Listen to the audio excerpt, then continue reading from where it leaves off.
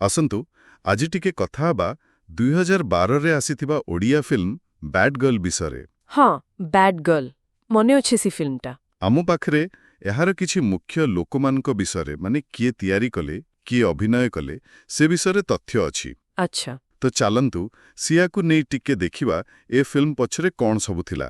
ହଁ, ନିଶ୍ଚୟ। ଦେଖନ୍ତୁ, ପ୍ରଥମରୁ ଗୋଟେ କଥା ଯୋଉଟା ମୋତେ ଲାଗୁଛି ବହୁତ ଇଣ୍ଟରେଷ୍ଟିଂ। କୋଉ କଥା? ଜୟପ୍ରକାଶ ମହାନ୍ତି ସେ ଖାଲି ଏହାର ନିର୍ଦ୍ଦେଶକ ନଥିଲେ, ହଁ, ସେ ତ ନିର୍ଦ୍ଦେଶକ ଥିଲେ। ସେ ନିଜେ ଏହାର କାହାଣୀ ବି ଲେଖିଥିଲେ ଆଉ ଚିତ୍ରନାଟ୍ୟ ବି। ଓହୋ, ମାନେ କାହାଣୀ, ସ୍କ୍ରିନ୍ ପ୍ଲେ, ଡାଇରେକ୍ସନ ସବୁ ଜାଣେ। ହଁ, ସବୁ ଜଣେ। ଏଇଟା ବାସ୍ତବରେ ଗୋଟେ ବଡ଼ କଥା, କାରଣ ଯେତେବେଳେ ଜଣେ ହିଁ ଏତେଗୁଡ଼ା ଦାୟିତ୍ୱ ନିଅନ୍ତି, ଫିଲ୍ମରେ ଗୋଟେ ବହୁତ ସ୍ପଷ୍ଟ ଏମିତି କହିବା ସିଗ୍ନେଚର ଦେଖାଯାଏ। ହଁ, ତାଙ୍କ ନିଜର ଭାବନାଟା ପୁରାପୁରି ଆସିପାରିବ ପର୍ଦ୍ଦାକୁ। ବିଲକୁଲ, ନିଜେ ଲେଖିଥିବା ଜିନିଷକୁ ନିର୍ଦ୍ଦେଶନା ଦେଲେ ହୁଏତ ସେଇ ଭାବନାଟା ଆହୁରି ଭଲରେ ଫୁଟିପାରେ। ଅବଶ୍ୟ କିନ୍ତୁ ଆଉ ଗୋଟେ ଦିଗ ବି ଅଛି। ଅଲଗା ଲେଖକ ଆଉ ନିର୍ଦ୍ଦେଶକ ଥିଲେ ଯୋଉ ଏକ ପ୍ରକାର ଆଦାନ ପ୍ରଦାନ ହୁଏ, ଯୁକ୍ତିତର୍କ ହୁଏ, ହଁ, ସେଇଟା ବୋଧେ ହେଇନଥିବ। ହୁଏତ କମି ଯାଇପାରେ। କିନ୍ତୁ ହଁ, ଜଣଙ୍କ ହାତରେ ସବୁ ରହିଲେ ଏକ ସ୍ୱତନ୍ତ୍ର ଦୃଷ୍ଟିକୋଣ ମିଳିପାରେ। ଠିକ୍।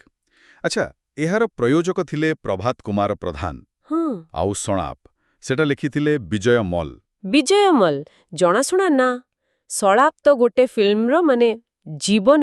ହଁ, ଖାସ୍ କରି ଓଡ଼ିଆ ସିନେମାରେ କଥାବାର୍ତ୍ତା ଯଦି ମନକୁ ଛୁଇଁଲାନି ତେବେ କିଛି ମଜା ନାହିଁ।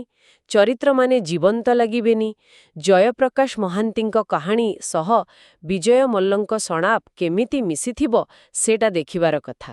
ଆଉ ଏସବୁକୁ ଆହୁରି ଜୀବନ୍ତ କରିବା ପାଇଁ ସଙ୍ଗୀତ ବି ଥିଲା। ନିଶ୍ଚୟ, ସଙ୍ଗୀତ ବିନା ଓଡ଼ିଆ ସିନେମା କଥା ଭାବି ହୁଏନା। ଆଉ ସେ ଦାୟିତ୍ୱରେ ଥିଲେ ଶରତ ନାୟକ। ଶରତ ନାୟକ, ବାଃ, ସେତେବେଳେ ତାଙ୍କ ସଙ୍ଗୀତର ବହୁତ ଚାହିଦା ଥିଲା। ତାଙ୍କ ଗୀତ ସବୁ ମାନେ ଲୋକପ୍ରିୟ ହେଉଥିଲା। ହଁ, ତ ନିଶ୍ଚୟ ଫିଲ୍ମର ଯାହା ବି ଭାବନା ଥିବ, ପ୍ରେମ ହେଉ କି ଦୁଃଖ, ହଁ, ତାକୁ ଆଗକୁ ନେବାରେ ସଙ୍ଗୀତର ବହୁତ ବଡ଼ ହାତ ଥିବ। ଏବେ ଆସିବା କାଷ୍ଟିଂ କଥା। କଳାକାରମାନେ ହଁ, କିଏ କିଏ ଥିଲେ? ମୁଖ୍ୟ ଭୂମିକାରେ ଥିଲେ ଲିପି ପରିଡ଼ା ଆଉ ସମ୍ବିତାଚାର୍ଯ୍ୟ। ଆଚ୍ଛା, ନୂଆ ଯୁଡ଼ି?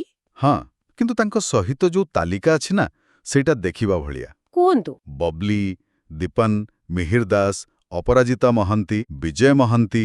ବାପରେ, ସବୁ ବଡ଼ ବଡ଼ ନା। ଆହୁରି ଅଛନ୍ତି ହରିହର ମହାପାତ୍ର, ସଲିଲ ମିତ୍ର, ମୀନାକେତନ। ପୁରା ଗୋଟେ ତାରକା ମେଳା କହିଲେ ଚଳିବ। ଏଇଟା ଭାରି ଭଲ କଥା। କେମିତି? ଦେଖନ୍ତୁ, ଗୋଟେ ପଟେ ଲିପି ଆଉ ସମ୍ବିତଙ୍କ ଭଳି ନୂଆ ମୁହଁ, ହଁ, ଆଉ ଅନ୍ୟପଟେ ମିହିର ଦାସ, ଅପରାଜିତା ମହାନ୍ତି, ବିଜୟ ମହାନ୍ତିଙ୍କ ଭଳି ଏତେ ଅଭିଜ୍ଞ କଳାକାର। ଏମାନଙ୍କ ଉପସ୍ଥିତି କ'ଣ କରେ ନା, କ'ଣ? ଫିଲ୍ମକୁ ଗୋଟେ ଓଜନ ଦିଏ। ଅଭିନୟର ସ୍ତର ବଢ଼ିଯାଏ। ଆଉ ନୂଆ ପିଲାମାନଙ୍କ ପାଇଁ ବି ଗୋଟେ ସୁଯୋଗ ଏତେ ବଡ଼ କଳାକାରଙ୍କ ସହ କାମ କରି ଶିଖିବାର। ଠିକ୍ କଥା। ମିହିର ଦାସ କି ଅପରାଜିତା ମହାନ୍ତି ଯୋଉ ଚରିତ୍ରରେ ଥାଆନ୍ତୁ, ସେମାନେ ତାକୁ ଅଲଗା ସ୍ତରକୁ ନେଇଯାଆନ୍ତି। ବିଲକୁଲ। ତ ଏହି ଯୋଉ ମିଶ୍ରଣଟା ନୂଆ ଆଉ ପୁରୁଣାର, ଏଟା ନିଶ୍ଚୟ ଫିଲ୍ମର ଆକର୍ଷଣ ବଢ଼େଇଥିବ।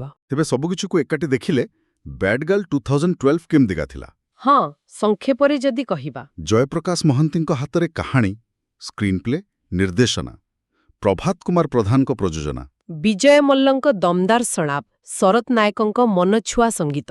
ଆଉ ତା ସାଙ୍ଗକୁ ନୂଆ ପୁରୁଣା ମିଶାମିଶି ଏକ ବଡ଼ କଳାକାର ଟିମ୍। ହଁ, ଏଇ ହେଉଛି ମୋଟାମୋଟି ଚିତ୍ର।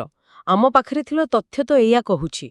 କିନ୍ତୁ ଏସବୁ ଭିତରେ ଗୋଟେ ପ୍ରଶ୍ନ ମନକୁ ଆସୁଛି, ଯୋଉଟା ଆମେ ଆରମ୍ଭରୁ କହୁଥିଲେ। କୋଉଟା? ସେ ଜଣେ ଲୋକ ସବୁ କରିବା କଥା। ହଁ, ଯେତେବେଳେ ଜଣେ ହିଁ ସୃଷ୍ଟିର ଏତେ ଦିଗକୁ ନିୟନ୍ତ୍ରଣ କରନ୍ତି, ଫିଲ୍ମର ଶେଷ ରୂପରେଖା ଉପରେ ତାର ପ୍ରଭାବ କ'ଣ? ମାନେ ଏହା କ'ଣ ଭଲ ନା ଖରାପ? ସେମିତି ନୁହେଁ।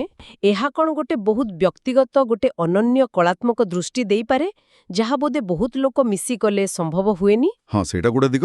ନା, ଏହା ଅନ୍ୟ ସମ୍ଭାବନାମାନଙ୍କୁ, ଅନ୍ୟ ଦୃଷ୍ଟିକୋଣମାନଙ୍କୁ କେଉଁଠି ନା କେଉଁଠି ବନ୍ଦ କରିଦିଏ। ଏଇଟା ଗୋଟେ ଭାବିବା ଭଳିଆ କଥା। ନିଶ୍ଚୟ, ଏ ବିଷୟରେ ଦର୍ଶକମାନେ ବି ନିଜ ମତ ଦେଇପାରିବେ। ହଁ, ଏଇ ଚିନ୍ତା ସହ ଆଜିର ଆଲୋଚନା ଶେଷ କରିବା।